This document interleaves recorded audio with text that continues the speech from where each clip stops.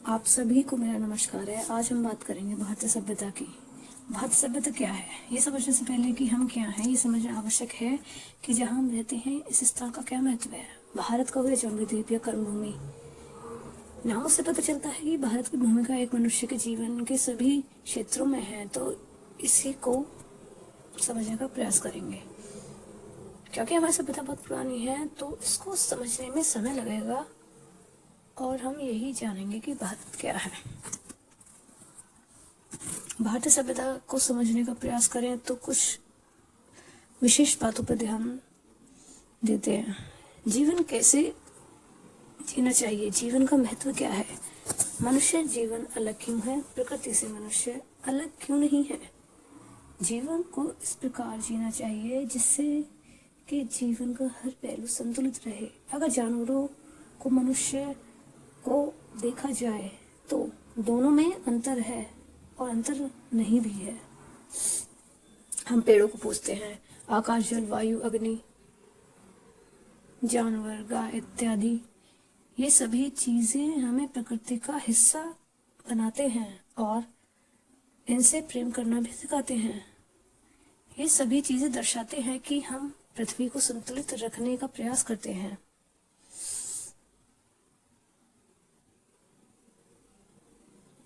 Detail में जाएंगे तो पाओगे ये सभी मानव सभ्यता और पृथ्वी को सुचारू रूप से चलाने के लिए है।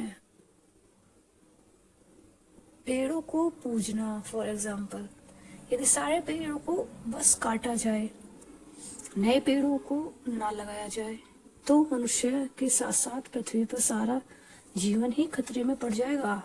भारतीय सभ्यता ने हमेशा पृथ्वी के प्रत्येक जीव का ध्यान रखना सिखाया है ताकि जो हमारी पृथ्वी है इसको सजो के रख सके। प्रकृति से, जानवरों से, नदियों से, जलवायु, प्रत्येक चीज से प्रेम करना सिखाया है सनातन धर्म में। और ये केवल एक पहलू है भारतीय सभ्यता का, ऐसे कि मनुष्य ज्ञान के माध्यम से वो कर सकता है जो जानवर नहीं कर सकते। यह भी एक कारण है मनुष्य और जानवर में अंतर का। ज्ञान यही भारत की पुरानी पहचान रही है और आज मटीरियलिस्टिक वर्ल्ड में, भौतिक जगत में सभी अपने जीवन को जीने में व्यस्त हैं, जो कि ठीक प्रतीत होता है। परंतु आप क्या चाहते हैं? आपकी आत्मा जो उस परमात्मा का अंश है और बार बार जन्म लेती है, वो क्या चाहती है? कर्तव्य। मनुष्य को अवश्य आश्रम के सारे कर्तव्यों का पालन करना चाहिए, उसमें कोई शक नहीं, परंतु साथ के साथ 5 से 20 मिनट स्वयं को भी दें और इसके साथ 5 से 20 मिनट भगवान को भी दें। क्योंकि जिस तरीके से आप भौतिक जगत में जीते हैं और एक भौतिक जगत में जीना और उनकी मूलभूत आवश्यकताओं को पूरा करना आपका कर्तव्य है, उसी तरीके से आध्यात्मिक जगत से जुड़ना, जो इम्पोर्टेंट चीजें हैं उससे जुड़ी हुई, उनको भी जानना चाहिए ताकि आपके जीवन में बैलेंस बना रहे। साथ ही साथ अगर देखा जाए, जिसके आप अंश हैं वो उसको एक समुद्र की तरह ले सकते हैं और आप उसकी बूंदे हैं। और ये हम कैसे भूल सकते हैं कि हम किसका अंश हैं,